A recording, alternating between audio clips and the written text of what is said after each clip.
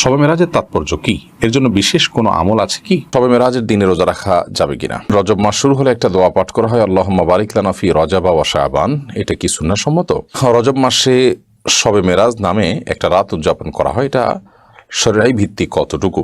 গোসলের পরে ভেজা চুল গামছা দিয়ে বেঁধে নামাজ আদায় করলে কি নামাজ হবে? বাথরুমে কাপড় কাচার সময় বিসমিল্লাহ বলা যাবে কিনা? স্বামীর হুকুম ছাড়া বাবার বাড়ি যাওয়া যাবে কিনা? ওযু করার পরে কি আয়নায় মুখ দেখলে ওযু ভেঙে যাবে? মহিলাদের নামাজরত অবস্থায় যদি আজান হয় তাহলে কি নামাজ পড়া চালু রাখা যাবে? স্বামীর ভাগিনা ভাতিজা অ্যাডাল্ট হলে তাদের সাথে কেমন চলাফেরা করা উচিত? ফরজ নামাজে ইমামের পেছনে মুক্তাদির ভুল হলে মুক্তাদির করণীয় কি? বাসায় গোসলখানা ও টয়লেট একসাথে থাকলে ওযু করলে হবে কিনা? আমার মেয়ের পেটে থাকা অবস্থায় মুখে একটি দাঁত উঠেছে, এটি কোনো ভালো লক্ষণ নাকি খারাপ লক্ষণ? গর্ভকালীন কোন আমল করলে নরমাল ডেলিভারি হবে? মহর পরিশোধের আগে স্ত্রী যদি মারা যায় তখন স্বামী কিভাবে মহর পরিশোধ করবে? চলুন তাহলে আমরা প্রশ্নোত্তর আলোকিত ভুবনে প্রবেশ করি। আপনি ফরাদ হোসেন আপনি লিখেছেন, বাথরুমে কাপড় কাচার সময় বিসমিল্লাহ বলা যাবে কিনা? বাথরুমে কাপড় কাচার সময় বিসমিল্লাহ বলবেন, বিশেষ করে যখন কমরের সাথে আপনার ওই জায়গার পার্টিশন থাকবে।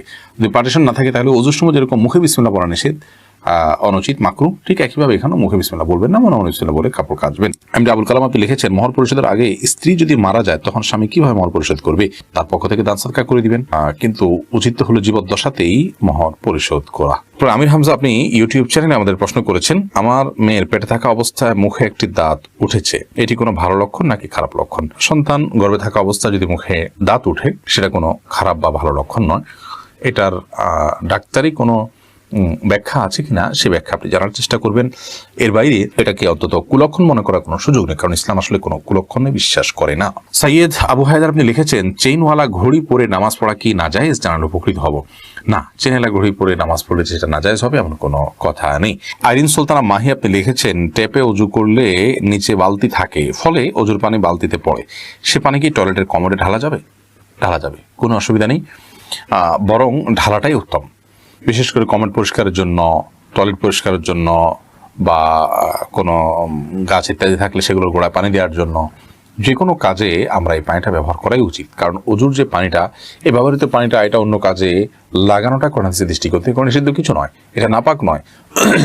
আর এটা আমরা হয়তো এটার মাধ্যমে পবিত্রতা অর্জন করতে পারবো না, কিন্তু অন্য যে কোনো কাজে আমরা ব্যবহার করতে পারবো। ধরুন কমোড পরিষ্কার করা কিংবা বাথরুমের ভেতরের অংশ পরিষ্কার করার জন্য পানি ঢালতে পারি, কোনো অসুবিধা নেই, কারণ এই পানিটা নাপাক নয়।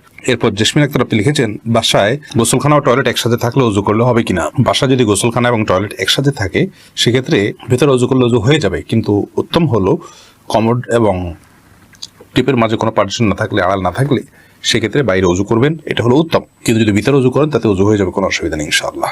মাইহামাদ আপনি লিখেছেন, গর্ভকালীন কোন আমল করলে নরমাল ডেলিভারি হবে? গর্ভকালীন সময় এরকম কোনো বিশেষ আমলের কথা কোন হাদিসে বলা হয়নি যে আমল করলে নরমাল ডেলিভারি হবে। তবে হ্যাঁ, গর্ভ যাতে নরমাল ভাবে হয়, অপারেশন করতে না হয়, সেজন্য আল্লাহর কাছে আপনি সাধারণভাবে দোয়া করতে পারেন। আর দান এবং সাদাকা এটা মানুষকে কঠিন কোনো পরিস্থিতি থেকে উত্তরের পথ দেখায়, বিধায় এরকম পরিস্থিতিতে আপনি কিছু দান সাদাকা করতে পারেন। এবং বিশেষভাবে ইস্তেগফার, দুরূদ সহ যে আমলগুলো বান্দার খুব কঠিন সিচুয়েশনে পড়লে আল্লাহ তাআলা তার জন্য বিষয়টিকে সহজ করেন, সে আমলগুলো আপনি বিশেষ করে করবেন। আল্লাহ তাআলার কাছে সাধারণভাবে দোয়া করতে থাকবেন। এছাড়া সুনির্দিষ্ট কোনো দোয়া বা আমল কোন হাদিস আমাদেরকে শেখায়নি যেটার মাধ্যমে নরমাল ডেলিভারি হবে। এরপর তানভীর আহমেদ আপনি লিখেছেন, ফরজ নামাজে ইমামের পেছনে মুক্তাদির ভুল হলে মুক্তাদির করণীয় কি? ফরজ নামাজ যদি ইমামের ভুল হয় তাহলে সেক্ষেত্রে দেখতে হবে ভুলটা কোন ধরনের ভুল। যদি ইমামের ফরজ ছুটে যায় বা ফরজ এর ক্ষেত্রে ভুল হয় তাহলে সেক্ষেত্রে তো সেই রাকাত, সেই নামাজ আবার পড়তে হবে। আর যদি ওয়াজিবের ক্ষেত্রে ভুল হয় তাহলে সেক্ষেত্রে ইমাম সুজদা দিবেন এবং মুক্তাদি তার সাথে অনুসরণ করবেন সুজদায়। আর যদি ইমাম সুজদা না দেন তার ফলে মুক্তাদিও সুজদা তো একা দিবেন না, তিনি ইমামের অনুকরণ করতে হবে তাকে, বিধায় তারও সুজদা দেওয়া হল না। যদি সুজদা দেওয়া না হয় তাহলে সেক্ষেত্রে সে নামাজটা আবার পড়তে হবে। আর যদি সুন্নার ক্ষেত্রে কোনো ত্রুটি বা ভুল হয়, কোনো নফল কাজ ছুটে যায় বা সেখানে ভুল হয়, তাহলে তার ফলে আপনার কোনো বিশেষ করণীয় নেই, ইমাম সাহেবের তো নাই। এরপরে কাজী ফাতেমা আপনি লিখেছেন, মহিলাদের নামাজরত অবস্থায় যদি আজান হয় তাহলে কি নামাজ পড়া চালু রাখা যাবে? যাবে, কোনো অসুবিধা নেই। আজান হওয়া হলে নামাজ বন্ধ করে ফেলতে হবে, কোনো কথা নেই। আপনি নামাজ পড়ছেন, ইতিমধ্যে আজান শুরু হয়ে গেছে, আজান মুয়াজ্জিন সাহেব দিতে থাকুক, এদিকে আপনার নামাজ আপনি কন্টিনিউ করতে থাকেন, কোনো সমস্যা নেই। এরপর এমডি আলাউদ্দিন কেএসএ আইডি থেকে আপনি আমাদের ইউটিউব চ্যানেলে প্রশ্ন করেছেন, স্বামীর ভাগিনা ভাতিজা অ্যাডাল্ট হলে তাদের সাথে কেমন চলাফেরা করা উচিত? খুবই গুরুত্বপূর্ণ এবং সমযোগী একটা প্রশ্ন। একজন নারীর জন্য, একজন মুসলিম মহিলার জন্য তার স্বামীর ভাগিনা কিংবা ভাতিজা তারা যদি প্রাপ্তবয়স্ক হন বা প্রাপ্তবয়স্ক আর কাছাকাছি হন তাহলে তাদের সাথে পর্দার বিধান তার জন্য প্রযোজ্য হবে।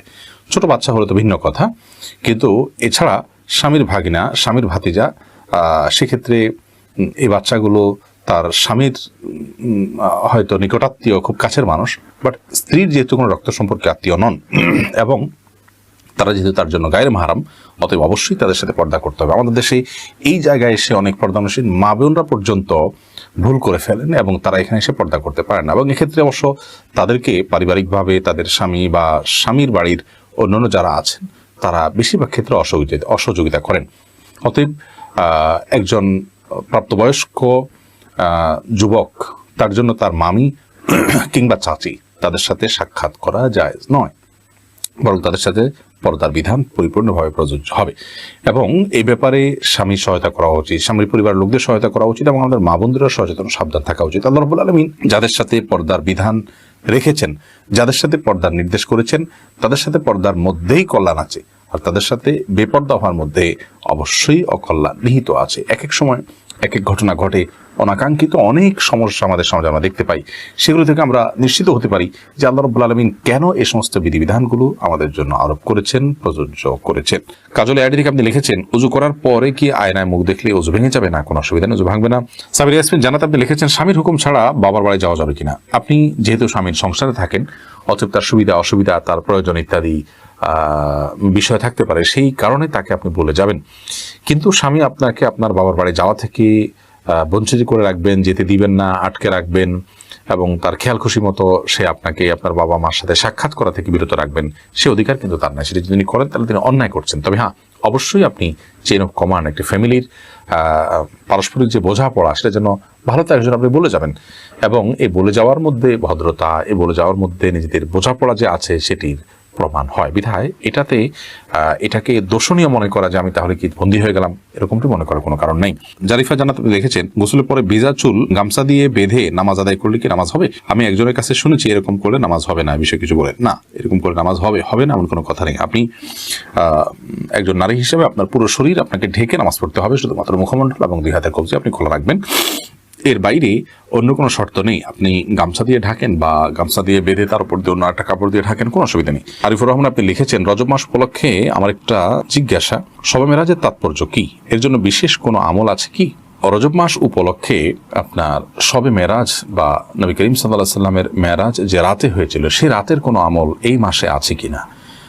এর উত্তর দেওয়ার আগে বলে রাখি যে মেরাজের রাতটি প্রিয় নবী সাল্লাল্লাহু আলাইহি সাল্লামের জীবনের সবচেয়ে গুরুত্বপূর্ণ রাত, কারণ এ রাতে তিনি আল্লাহ রাব্বুল আলামিনের দিদার বা সাক্ষাৎ লাভ করেছেন, অর্থাৎ আল্লাহর আরশে আযীম, আল্লাহ রাব্বুল আলামিনের আলামুল গায়ব, জান্নাত জাহান্নাম সব দর্শন করা, আল্লাহর খুব নিকটবর্তী যাওয়া, এই সব কিছুর সুযোগ আল্লাহ তাআলা তাকে দিয়েছেন নবী করিম সাল্লাল্লাহু আলাইহি ওয়াসাল্লামকে। এই জন্য আল্লাহ রাব্বুল আলামিন নবী করিম সাল্লাল্লাহু আলাইহি ওয়াসাল্লামের প্রতি যে নিয়ামত দিয়েছেন, সেজন্য এই রাতটি তার জীবনে খুবই তাৎপর্যপূর্ণ, খুবই গুরুত্বপূর্ণ।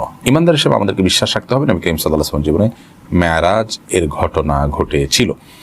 কিন্তু এই মেরাজের রাত প্রথমত কখন ঘটেছে, এটিকে আমরা যারা মনে করছি যে এটি ঘটেছে রজবের 27 তারিখে, এর সপক্ষে কোন হাদিস থেকে শক্তিশালী কোনো দলিল নেই, এবং হাদিস দ্বারা এটি প্রমাণিত নয় যে রজবের 27 তারিখে নবী করিম সাল্লাল্লাহু আলাইহি ওয়াসাল্লাম মেরাজ হয়েছিল।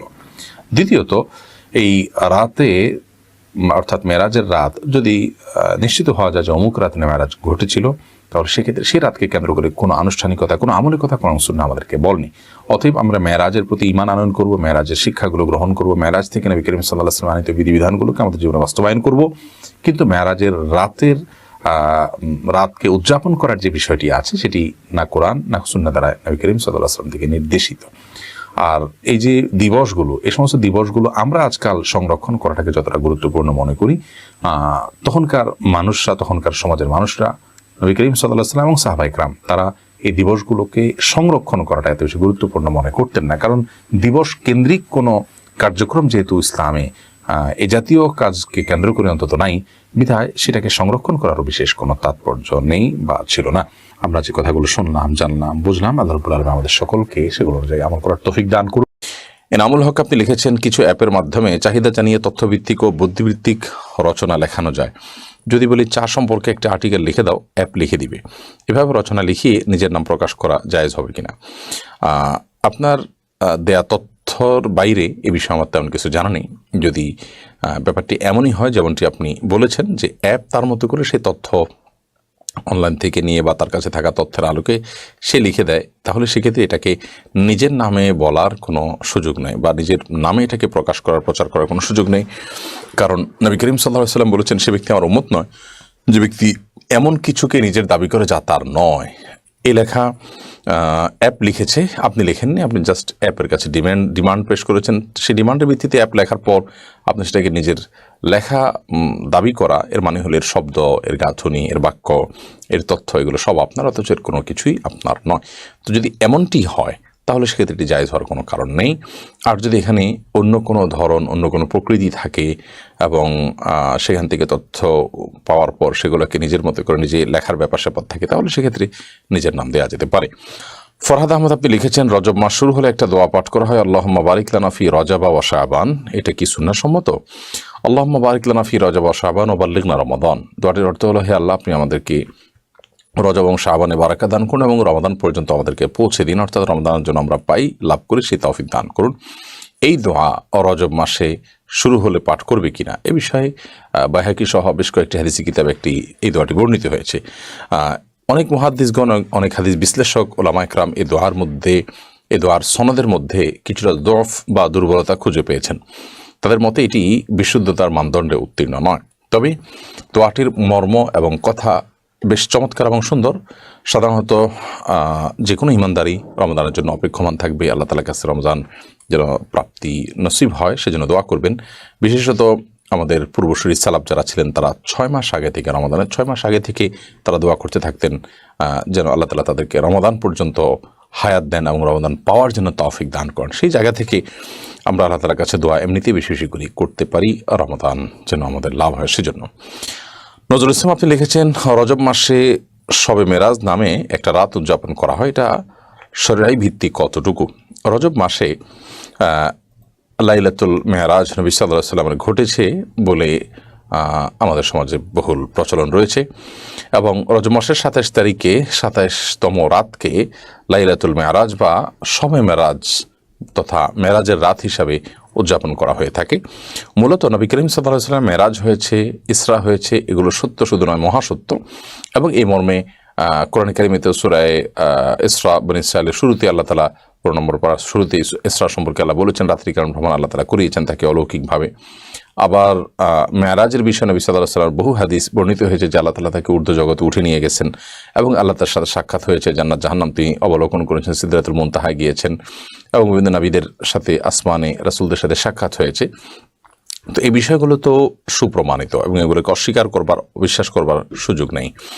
কিন্তু মেরাজ রজব মাসেই হয়েছে এমনটি সুনিশ্চিত নয়, বরং বেশিরভাগ ইতিহাসবিদদের মতে মেরাজের মাসটি ভিন্ন। অনেকে এটাকে রবিউল আউয়াল মাসে বলেছেন, অনেকে অন্যান্য মাসের কথা বলেছেন, রজব মাসের কথাও কোনো কোনো ইতিহাসবিদরা বলেছেন। কিন্তু 27তম তারিখেই রজবের মেরাজ হয়েছে, এটাকে চূড়ান্তভাবে যেভাবে আমাদের সমাজে বলা হয়ে থাকে আসলে এভাবে এমনটি প্রমাণিত নয়। বিধায় রজব মাসের এই 27তম রাতকে মেরাজের রাত হিসাবে উদযাপন করা, প্রথমত এই রাত্রিতে মেরাজ হয়েছে সেটিরই কোনো আপনার নিশ্চিত কোনো তথ্য নেই। আবার দ্বিতীয়ত হলো যে যদি ধরেও নেওয়া হয় যে রাতে নবী সাল্লাল্লাহু আলাইহি ওয়াসাল্লাম মেরাজ হয়েছে, কিন্তু সেই মেরাজ হয়েছে হিজরতের আগে, অথচ নবী সাল্লাল্লাহু আলাইহি ওয়াসাল্লাম হিজরতের পরে অনেক বছর বেশি ছিলেন। তিনি সেই রাতকে কেন্দ্র করে প্রতি বছর কোনো বিশেষ কোনো আমল, বিশেষ কোনো কার্যক্রম তিনি কখনোই সম্পাদন করতেন বলে কোনো প্রমাণিত নয়। যার কারণে একজন ইমানদার এই রজব মাস উদযাপনের নামে 27তম রজনীতে রাত জেগে ইবাদত করা বা এটাকে কেন্দ্র করে কোনো বিশেষ কর্মসূচি পালন করা, এটি কোরআন বা হাদিস দ্বারা সমর্থিত নয় এবং নির্দেশিত নয়। রুহুল আমিন আপনি লিখেছেন, মেরাজের শিক্ষা ও নির্দেশনা কি? মেরাজের সবচেয়ে বড় শিক্ষার বিষয় হলো যে সালাতের গুরুত্ব এত বেশি যে আল্লাহ তাআলা সালাতের নির্দেশ দেওয়ার জন্য তিনি তার কাছে ডেকে নিয়ে গেছেন এবং 50 ওয়াক্ত সালাতের নির্দেশ দিয়েছেন। সেখান থেকে আল্লাহ তাআলা কমাতে কমাতে 5 ওয়াক্তে এনেছেন এবং এই 5 ওয়াক্ত যে আদায় করবে তাকে 50 ওয়াক্তেরই সওয়াব দেওয়া হবে বলে আল্লাহ তাআলা ওয়াদা করেছেন। বিধায় মেরাজের সবচেয়ে বড় শিক্ষা হলো যে সালাতের গুরুত্ব কত বেশি সেটা আমরা শিখতে পারি মেরাজ থেকে। এবং সেই সাথে মেরাজের মাধ্যমে আল্লাহ তাআলা তাকে, নবী সাল্লাল্লাহু আলাইহি ওয়াসাল্লামকে কিছু কিছু অপরাধের শাস্তি কেমন হবে তার ডামি আল্লাহ তাআলা দেখিয়েছেন, তার মুখ আল্লাহ তাআলা দেখিয়েছেন এবং সেটির মাধ্যমে সে সমস্ত অপরাধগুলোর ভয়াবহতাও আমরা আঁচ করতে পারি, অনুমান করতে পারি। বিধায় মেরাজের সমস্ত শিক্ষাগুলো আমরা ধারণ করতে চেষ্টা করব এবং নবী সাল্লাল্লাহু আলাইহি ওয়াসাল্লাম যে বার্তাগুলো এনেছেন সেই বার্তাগুলো আমরা গ্রহণ করার চেষ্টা করবো। আল্লাহ আমাদের সেই তৌফিক দান করুন। প্যারাডক্সিক্যাল জিনাত আইডি থেকে আপনি লিখেছেন, আমার জামাই বলে সিগারেট খাওয়া গুরুতর গুনাহ নয়, শুধু মাকরু। এ ব্যাপারে আপনি কিছু বলুন। আপনার আলোচনা শুনে তাকে ধূমপান থেকে বিরত রাখার চেষ্টা করব। দেখুন, সিগারেট খাওয়া বা ধূমপান করা এটা এটা নিষিদ্ধ। আমার দেশের ওলামা ইকরাম মাকরুহ বলেন, কিন্তু আরব ওলামা ইকরাম এটাকে হারাম বলেন। এরামেন স্কলাররা তাকে এটাকে হারাম বলেন। এর অন্যতম কারণ হলো যে এটি মানুষের জন্য ক্ষতিকর। আল্লাহ বলেছেন, লা তুলকু বিয়াইদিকুম ইলা তাহলুকা, তোমরা নিজেদেরকে ধ্বংসের দিকে ঠেলে দিও না। অতএব নিজেকে ক্ষতির মুখে ঠেলে দেওয়া, নিজেকে বিপদের মুখে ঠেলে দেওয়া, নিরেট ক্ষতি যেটাতে, এরকম কিছু গ্রহণ করানোর জন্য গুনাহের কথা। তাছাড়া ধোয়া এটা কোনো পান করার বস্তু নয়, বরং এটি জাহান্নামীদের শাস্তি দেওয়ার একটা মাধ্যম। এটা দিয়ে জাহান্নামীদেরকে শাস্তি দেওয়া হবে। বিধায় এটাকে উপভোগ করা বা এটাকে ইচ্ছাকৃতভাবে আপনার এটাকে পানীয় বানানো, সেই সাথে এটার কারণে মুখে প্রচণ্ড রকমের দুর্গন্ধ হয় ইত্যাদি নানা কারণে আরব ওলামা ইকরাম এটাকে হারাম বলেন। আর মাকরু যে বলা হয়, এর মাকরু মানে এই না যে এটা করা যাবে, না করা উত্তম, ব্যাপারটা এরকম না। এটা করাটা গুনাহ, মাকরু মানেও গুনাহ। হয়তো যারা মাকরু বলেছেন সে সমস্ত ওলামা ইকরামের মতে এটি কাবিরা গুনাহ নয়, কিন্তু এটাও গুনাহ, এটাও এর কারণে আপনার আমলনামাতে গুনাহ লেখা হবে। তাছাড়া কিছু কিছু গুনাহ আছে, কিছু কিছু পাপ আছে যে পাপের বহুমুখী ক্ষতি আছে। নবী সাল্লাল্লাহু আলাইহি ওয়াসাল্লাম বলেছেন, তাতাআযাল মালায়েকাতু বিমা ইয়াতাআযা বিহি বনু আদম। মানুষরা যে সমস্ত কিছু কারণে কষ্ট পায়, ফেরেশতারা সেসব বিষয়ের কারণে কষ্ট পায়। বিধায় আপনি যখন এই ধূমপান করবেন, আপনার মুখে দুর্গন্ধ হবে, এর কারণে ফেরেশতারা কিন্তু কষ্ট পায়। আপনি মসজিদে যান অথবা যেখানে যান, ফেরেশতা সর্বত্র থাকে, এর বহুবিধ ক্ষতি আছে। বিধায় একজন ইমানদার তার রুচি আরও সুন্দর, আরও উন্নত হওয়ার কথা। আল্লাহ তাআলা আমাদেরকে গুনাহ থেকে বেঁচে থাকার তৌফিক দান করুন। আবুল কালাম আপনি লিখেছেন, শবে মেরাজের দিনে রোজা রাখা যাবে কিনা? অন্য দিনের মতো এই দিনটা সোমবার বৃহস্পতিবার সেই হিসাবে রোজা রাখলেন, ওকে, হতে পারে। অথবা এটা 27তম রাত মেরাজের সেদিন দিনটিতে আপনার অন্য কোনো রোজা আপনি রাখেন, তার সাথে মিলে গেল, রাখতে পারেন, কোনো অসুবিধা নেই। কিন্তু মেরাজের দিবস হিসাবে কোনো রোজার নির্দেশ কোরআন হাদিসে কোথাও বিশুদ্ধভাবে বর্ণিত হয়নি। বিধায় এই মেরাজের রাত, মেরাজের দিন উপলক্ষে আপনি 27তম রাতে, 27তম দিনে রজবের রোজা রাখার গ্রহণযোগ্য কোনো বর্ণনা বা সূত্র কিন্তু কোরআন এবং হাদিস থেকে পাওয়া যায় না। আচ্ছা, সবুজ আপনি লিখেছেন, একজন শিক্ষার্থী যদি বিবাহের পর পড়াশোনা কিংবা চাকরির সন্ধানে বাড়ি থেকে বাহিরে অবস্থান করে, একটানা কতদিন স্ত্রী থেকে দূরে থাকতে পারবে? এই বিষয়টি ভ্যারি করে যে তার স্ত্রী কতদিন পর্যন্ত নিজেকে নিয়ন্ত্রণ করতে পারবে, গুনাহ থেকে বেঁচে থাকতে পারবে, তিনি নিজে কতদিন গুনাহ থেকে বেঁচে থাকতে পারবেন সেটার উপরে। তিনি বা তার স্ত্রী যদি গুনাহে লিপ্ত হয়ে যান, এবং সেটা যে কোনো গুনাহে, সেটা মানে হস্তমৈথুনের গুনাহ হতে পারে, সেটা অন্য কোনো গুনাহ হতে পারে, তাহলে সেক্ষেত্রে ওই রকম পর্যায়ে মানে সে ততটা দূরত্বে থাকা বা ততটা বিরতিতে যাওয়া, এটা জায়েজ হবে না। এটা ব্যক্তির উপর নির্ভর করে পরিবর্তিত হতে পারে, একজনের জন্য এক একটা। মৌলিকভাবে এটি আমাদের মাথায় রাখতে হবে যে আপনার স্বামী স্ত্রী একে অন্যের পাশাপাশি থাকাটাই উত্তম। দুনিয়াবী কোনো স্বার্থে, কোনো প্রয়োজনে দীর্ঘমেয়াদে একে অন্যজন থেকে দূরে থাকাটা প্রশংসনীয় কাজ নয়। তবে উভয়ে যদি নিজেদেরকে ঠিক রাখতে পারেন, তাহলে সেক্ষেত্রে উভয় স্ত্রীর সম্মতি ক্রমে এটি জায়েজ হতে পারে। আফরোজা শারমিন লিমু আপনি লিখেছেন, স্বপ্নে পাওয়া ওষুধ দিয়ে অনেককে চিকিৎসা করে থাকে, এবার ইসলাম কি বলে? দেখুন, স্বপ্নে কেউ ভালো কোনো কিছু পেলেন, এই ঔষধের মধ্যে এই রোগের প্রতিষেধক আছে এমন কিছু তিনি স্বপ্নে দেখলেন, এবং সেই স্বপ্নকে সুধারণা করে আল্লাহর পক্ষ থেকে ইঙ্গিত মনে করে সেটার উপর আমল করেন, হতে পারে, এটা জায়েজ। কিন্তু এটাকে এই পর্যায়ে রাখতে হবে। যদি এটাকে নিশ্চিত এই রোগের ওষুধ হিসাবে মনে করা হয় এবং রীতিমতো আপনার স্বপ্নের পাওয়া ঔষধগুলোকে বরকতময় মনে করে, আমাদের দেশে আপনার অনেক কুসংস্কার প্রচলিত আছে, সেগুলো কিন্তু জায়েজ হবে না। ধরুন, স্বপ্নে পেয়েছেন আপনি একটা গাছ শরীরে ঝুলিয়ে রাখতে হবে, তাহলে শরীরে ঝুলালে তো কোনো রোগের শেফা হতে পারে না। কোনো গাছের রসের মধ্যে কোনো রোগের উপকারিতা আজ যদি অভিজ্ঞতা দ্বারাও প্রমাণিত হয় সেটি স্বপ্নের পাশাপাশি, তাহলে সেটা হতে পারে একটা পর্যায় পর্যন্ত। বা অমুক আয়াত পড়ে আপনি ঝাড়ফুঁক করেছেন, আল্লাহ তাআলা আপনাকে শেফা দিয়েছেন, তো সেটা হতে পারে, এটা অভিজ্ঞতার আলোকে যদি প্রমাণিত হয়। কিন্তু আপনি গাছের একটা গুঁড়ি পেলেন, স্বপ্নে দেখলেন যে ওটা গায়ে ঝুলিয়ে রাখতে হবে, তাহলে রোগ ভালো হয়ে যাবে, এটা তো সেই জিনিসটার অলৌকিক ক্ষমতার বিশ্বাস, কারণ এখানে কোনো লৌকিক কোনো উপকারিতা সেখান থেকে গ্রহণ করার ব্যবস্থা বা উপায় থাকছে না, যার কারণে এটি কুসংস্কার। এ ধরনের কুসংস্কার আমাদের সমাজে অনেকেই আছে। এরপর একটা কথা জানতে হবে, তা হলো ইমানদারের স্বপ্ন বিভিন্ন সুসংবাদ বা দুঃসংবাদ ইমানদারকে সতর্ক করে থাকে, এটি যেমন সত্য, এবং ওহী বন্ধ হয়ে গেল ইমানদারদের সুসংবাদ বাহী স্বপ্নগুলো বাকি থাকবে, সেটি যেমন সত্য। সেই সাথে স্বপ্ন দিয়ে শরীয়তের কোনো কিছুই প্রমাণ হয় না, সেটিও কিন্তু আমাদের জেনে রাখতে হবে। বিধায় যদি কেউ স্বপ্নের মাধ্যমে এই জাতীয় কিছুকে প্রমাণ করতে চান তাহলে সেটি ভুল হবে, যে এটাই করণীয়, এটা আল্লাহর পক্ষ থেকে নির্দেশিত এবং এটাকে চূড়ান্ত মনে করেন। কারণ আপনার স্বপ্নটা শয়তান দেখাতে পারে, আল্লাহ তাআলা দেখাতে পারেন, জলবল কর্মকার হতে পারে, অন্য কোনো আজগাস আহলাম হতে পারে। তো আপনি সেটাকে নিশ্চিতভাবে আল্লাহর তরফ থেকে পাওয়া স্বপ্ন হিসাবে মনে করে এটাকে আপনার রীতিমতো বাণিজ্যের একটা মাধ্যম বানিয়ে নেওয়া, সেটা মোটেও সঠিক নয়, যেটি আমাদের সমাজে অহরহ হয়। জাহাঙ্গীর একেএম আপনি এআইডি থেকে লিখেছেন, বেগমকে জিজ্ঞাসা করলাম তুমি কি আমার উপর সন্তুষ্ট? উত্তরে বলল সন্তুষ্ট, তবে ঢাকা শহরে একটা ফ্ল্যাট হলে পুরোপুরি সন্তুষ্ট হতাম। উল্লেখ্য চট্টগ্রামে আলহামদুলিল্লাহ নিজের ফ্ল্যাটে আছি, সে কি নসিহা করবেন চাহিদার সীমারেখা নিয়ে? দেখুন, নবী সাল্লাল্লাহু আলাইহি ওয়াসাল্লাম যে বলেছেন যারা স্ত্রীর কাছে ভালো তারা আসলেই ভালো, এ হাদিসের ব্যাখ্যা আমরা অনেকে বুঝতে ভুল করি। এ হাদিসের মানে এই নয় যে স্ত্রী তাকে উৎকোচ দিলে, তাকে তার ডিমান্ড ফিল আপ করলে তারপর তিনি ভালো বলবেন, সে ভালো বলা না। বরং এ হাদিসের উদ্দেশ্য হলো যে আপনার আচার আচরণে তিনি সন্তুষ্ট, তিনি আপনার আচার আচরণে মনক্ষুণ্ণ নয়। বাস এটাই হলো এখানে মূলত উদ্দেশ্য। আচার আচরণে মনক্ষুণ্ণ নয়, কিন্তু তিনি বলতেছেন হ্যাঁ তোমার উপর আমি খুশি হব, তুমি আমাকে এটা দাও ওইটা দাও, এই ডিমান্ড পেশ করলেন। তো এই ডিমান্ড পেশ করে আপনি তার কাছে ভালো হতে হবে, শরীয়তের কিন্তু সেই নির্দেশনা নাই, বিশেষ করে যদি আপনার এটা সামর্থ্যের বাইরে থাকে। আর একজন দিনদার নারী, তার দিনদারিতার সবচেয়ে বড় দিক হবে তিনি অল্পে তুষ্ট হবেন, তিনি যা পাবেন তাতে সন্তুষ্ট হবেন, তার ডিমান্ড আর খুব বেশি থাকবে না। একজন দিনদার এবং সতী, নেককার, সালেহা নারীর, মুত্তাকিয়া নারীর সবচেয়ে বড় গুণ হলো এটি যে তিনি অল্পে তুষ্ট থাকবেন, তার চাহিদা বা ডিমান্ড অনেক বেশি থাকবে না। এবং আমাদের বোনদের চাহিদা যখন সীমিত করবেন তারা, তখন তাদের স্বামীরা তারা রিল্যাক্স ফিল করবেন, তারা হারাম থেকে বেঁচে থাকতে পারবেন, তারা হালাল উপার্জন এর মধ্যে সীমাবদ্ধ থাকবেন। এর নানাবিধ উপকারিতা আছে। আচ্ছা, যদি তাদের ডিমান্ড বাড়িয়ে ফেলেন তাহলে সেক্ষেত্রে স্বামী অন্যায়ের পথে যেমন পা বাড়াতে পারেন, তেমনিভাবে দুনিয়ামুখী হয়ে যেতে পারেন। এবং সত্যিকার অর্থে একজন নারীর কদর স্বামীর কাছে তখনই থাকে যখন তার খুব একটা ডিমান্ড দুনিয়াবি ইস্যুতে থাকে না। অতএব দুনিয়ার লোভ, দুনিয়ার মোহ, এটা নারী বলুন পুরুষ বলুন সকলের জন্যই নিন্দনীয় বিষয়। এমএসটি রবিনা খাতুন আপনি লিখেছেন, মৃত্যুভীতি থেকে মুক্তি পাওয়ার উপায় কি? মৃত্যুভীতি, মরণের ভয়, এটা থেকে বাঁচার জন্য আপনি প্রথমত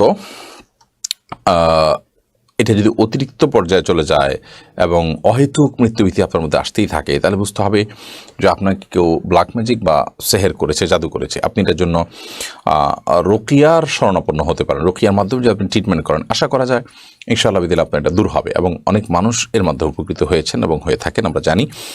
বিদায় মৃত্যুভীতি যদি চূড়ান্ত পর্যায়ে এবং অনেক বেশি হয় অস্বাভাবিক পর্যায়ে, তাহলে সেটার জন্য আপনি রোকিয়া করবেন বা মানসিক কোনো ডাক্তার দেখানোর প্রয়োজন হলে সেটি করতে পারেন। কিন্তু মৃত্যুভীতি সাধারণ পর্যায়ে যদি হয়, তো ইমানদারের মধ্যে মৃত্যুর ভয় তো থাকবেই, যে আমি মৃত্যু বরণ করব, আল্লাহর কাছে আমাকে যেতে হবে, আমি কি নিয়ে যাব, সেটা তো থাকবেই। সেটা আতঙ্কিত হওয়ার মতো বা জীবনযাত্রা ব্যাহত হওয়ার মতো যদি না হয়, তাহলে সেটা প্রশংসনীয়। বরং তামিম আলিফ আপনি লিখেছেন, আমি রাতে ঘুমানোর আগে অজু করে ঘুমাই, এই অজু দিয়ে ফজরের নামাজ পড়তে পারবো কিনা?